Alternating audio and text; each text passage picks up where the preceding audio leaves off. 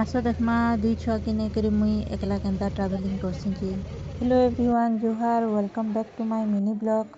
Train थिला 6 बजे, आमे टिके जल्दी पहुँची गनु। मोर दुई बहन स्टेशन ने के आमके नहीं छाड़ी थिले।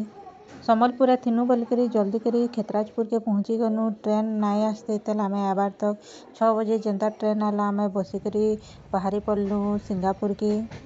एबे टिके खाई करी सुई पड़ले छुआ मैंने सुई थिबार तक शांति।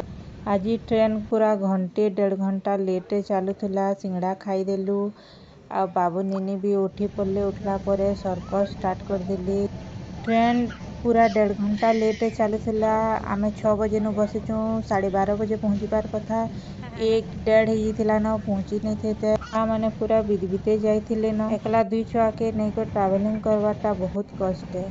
आ गोटे क्यूटी छुआटे पले आला तासे मिसिकर फिर सर्कस स्टार्ट करदेले। पहुँची गनु सिंगापुर। इटा हला रायगड़ा डिस्ट्रिक्ट रो सिंगापुर स्टेशन रु उतरी करे घर बाहरी पड़लु। आज लाइक एंड सब्सक्राइब करवा के भूलबे नहीं। जुहार।